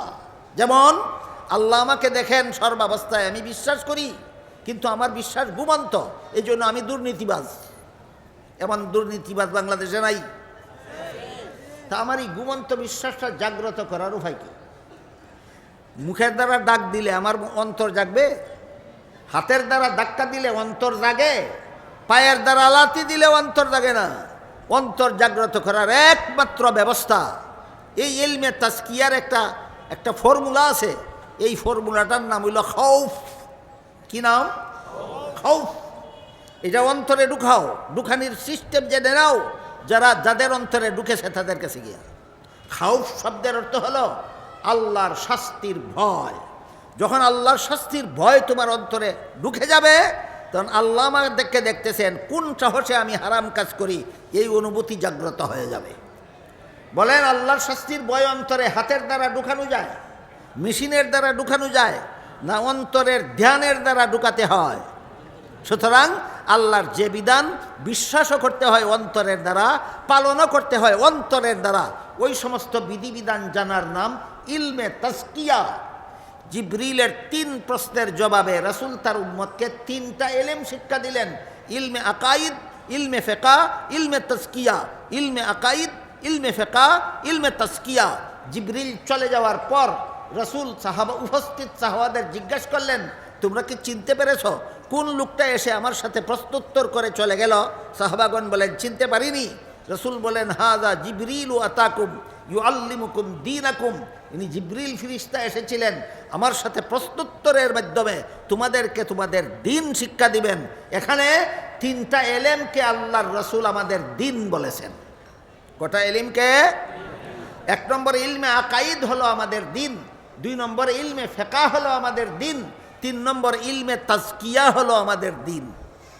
ইলমে আকাইদের একটা অংশ হলো নবীগণ বেগুনাহ। মনে আছে?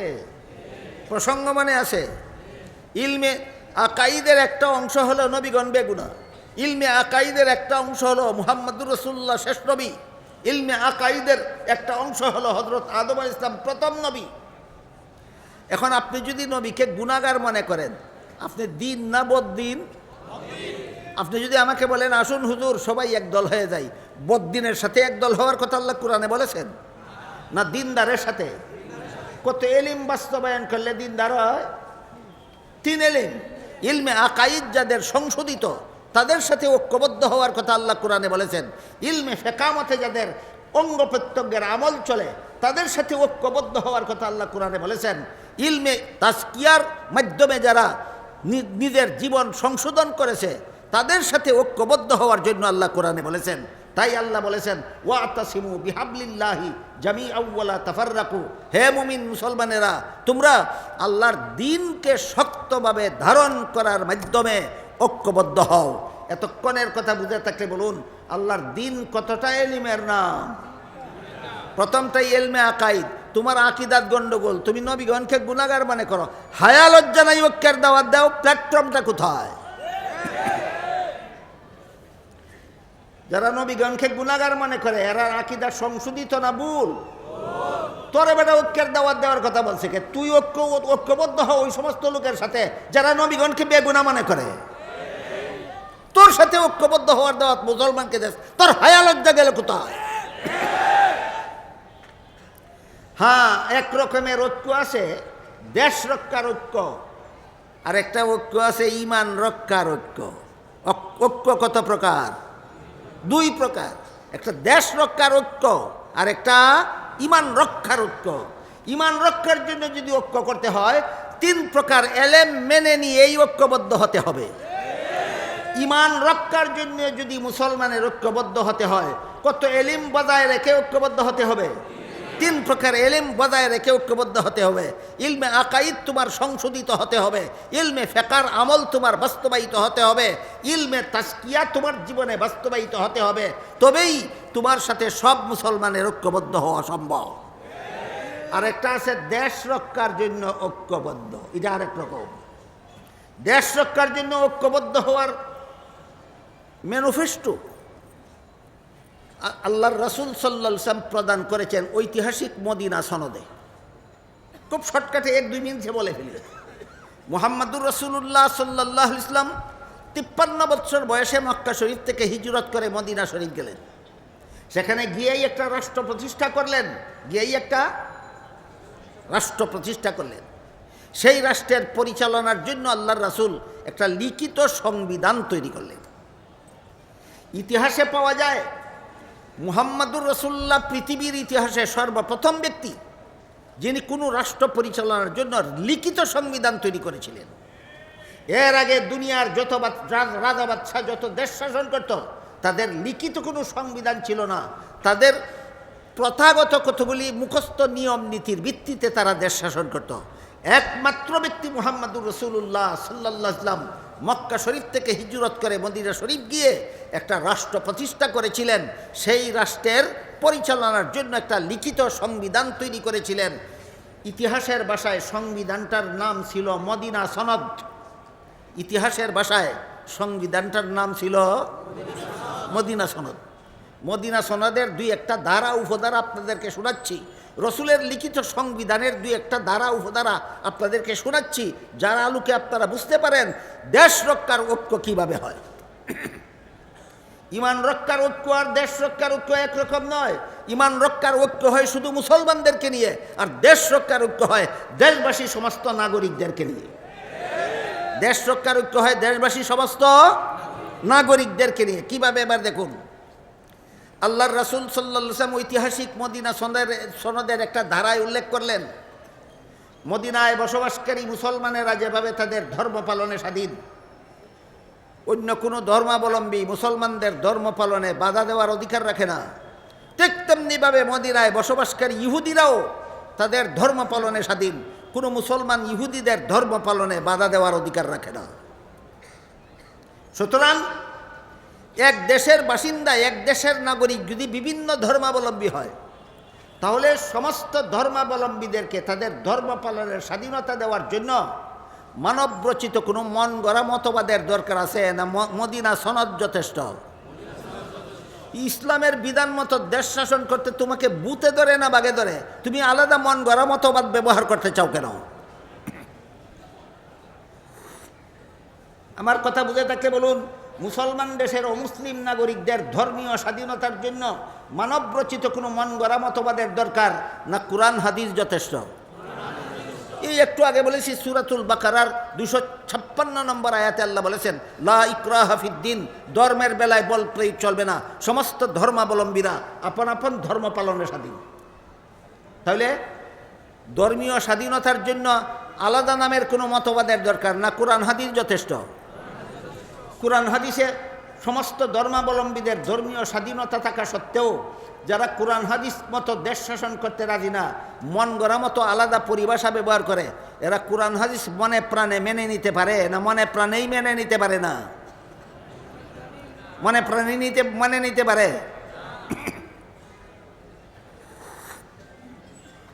সেই মদিনা সনদে আরেকটা ধারা উল্লেখ ছিল, যেহেতু ইহুদি এবং মুসলমান একই দেশের নাগরিক। কথা শুনুন, মদিনা সনদের আরেকটি ধারায় উল্লেখ ছিল, যেহেতু ইহুদি এবং মুসলমান একই দেশের নাগরিক, সুতরাং বাইরের কোনো শত্রু যদি মদিনার মুসলমানদের উপর হামলা করে, মদিনার ইহুদিরা মুসলমানের পক্ষ হয়ে বাইরের শত্রুদের বিরুদ্ধে লড়াই করতে হবে। ঠিক তেমনিভাবে বাইরের কোনো শত্রু যদি মদিনার ইহুদিদের উপর হামলা করে, মদিনার মুসলমানরা ইহুদির পক্ষ হয়ে বাইরের শত্রুদের বিরুদ্ধে লড়াই করতে হবে। সুতরাং ঐতিহাসিক মদিনা সনদ আমাদের শিক্ষা দিল যে একই দেশে বসবাসকারী বিভিন্ন ধর্মাবলম্বী 1 নম্বর আপন আপন ধর্ম পালনে স্বাধীন, 2 নম্বর সবাই মিলে দেশের আইন শৃঙ্খলা মেনে নিতে বাধ্য। সবাই মিলে দেশের আইন শৃঙ্খলা মেনে নিতে, এই দেশের মুসলমানেরা যেমন দেশের আইন শৃঙ্খলা মেনে নিতে বাধ্য, এই দেশের অমুসলিমরাও দেশের আইন শৃঙ্খলা মেনে নিতে বাধ্য। এমত অবস্থায় দেশের মুসলমান হোক, হিন্দু হোক, বৌদ্ধ হোক, ইহুদি হোক, খ্রিস্টান হোক, এদের বিরুদ্ধে যদি বাইরের কোনো শত্রু হামলা করে, সমস্ত মুসলমানেরা এদের পক্ষ হয়ে শত্রুর মোকাবেলা করতে বাধ্য। ঠিক তেমনিভাবে বাইরের কোনো শত্রু যদি মুসলমানের বিরুদ্ধে দুশ্মনী করে, রাষ্ট্রের বিরুদ্ধে কোনো অনিষ্টকর পদক্ষেপ গ্রহণ করে, তাহলে এই দেশের মুসলমান, হিন্দু, বৌদ্ধ, খ্রিস্টান নির্বিশেষে বাইরের শত্রুদের সাথে সংঘবদ্ধভাবে মোকাবেলা করতে হবে। ইমান রক্ষার ঐক্যের রূপরেখা না দেশ রক্ষার ঐক্যের রূপরেখা? কিন্তু যদি এই দেশের কোনো বাসিন্দা এই দেশের আইন শৃঙ্খলা মানতে রাজি না হয়, তাহলে এই দেশের নাগরিক থাকার অধিকার নাই। আদালতে আইনের মুখোমুখি হয়ে তাকে শাস্তি গ্রহণ করতে হবে। এটা হলো দেশ রক্ষার ঐক্যের রূপরেখা, ঐতিহাসিক মদিনা সনদে উল্লেখ আছে। পণ্ডিতের দল দেশ রক্ষার ঐক্য কিভাবে হয় তাও জানে না, ইমান রক্ষার ঐক্য কিভাবে হয় গুড়ার ডিমা জানে না, খালি আমাদের দলে আসো, সব এক দল হয়ে যায়। হায়া লজ্জা নাই? আমার কথা বুঝে থাকলে বলুন, দেশ রক্ষার ঐক্যের রূপরেখা হলো সবাইকে মুসলমান হতে হবে, আফান আফান ধর্মাবলম্বী থেকেই দেশ রক্ষার জন্য কাজ করতে হবে। কাজেই বাংলাদেশের হিন্দু হোক, বাংলাদেশের বৌদ্ধ হোক, বাংলাদেশের ইহুদি হোক, বাংলাদেশের খ্রিস্টান হোক, বাংলাদেশটাকে বিশৃঙ্খলা সৃষ্টি করার জন্য, বাংলাদেশটাকে ধ্বংস দেওয়ার জন্য, বাংলাদেশের অর্থনীতিকে পঙ্গু করে দেওয়ার জন্য যত শত্রু এই দেশের ভিতরে বাইরে কাজ করবে, সবগুলির মোকাবেলায় যারা দেশের দরদ নিয়ে ঐক্যবদ্ধভাবে লড়াই করতে রাজি হবে, এরাই সত্যিকারের বাংলাদেশের দেশপ্রেমী নাগরিক। আর যারা দেশটাকে ধ্বংস করার জন্য ষড়যন্ত্র করে, এদের মধ্যে বর্তমানে আমার জানা মতো সবচেয়ে বড় উচ্ছৃঙ্খল, সবচেয়ে বড় সন্ত্রাসী দলটার নাম হলো ইসকন। বর্তমান বাংলাদেশের ইসকন বাংলাদেশের শত্রু, বাংলাদেশের স্বাধীনতার শত্রু, বাংলাদেশের সার্বভৌমত্বের শত্রু, বাংলাদেশের ঐতিহাসিক সীমারেখার শত্রু, বাংলাদেশের দেশপ্রেমিক সমস্ত মানুষের শত্রু। এদেরকে হয়তো আইনের আদালতের কাঠগড়ায় দাঁড় করিয়ে আইনের বিধান মতো এদের শাস্তির ব্যবস্থা করতে হবে, আর না হয় এই শত্রুদের বাংলাদেশের নাগরিকত্ব বাতিল করতে হবে। সমস্ত বাঙালিরা ঐক্যবদ্ধভাবে আন্দোলন করতে হবে।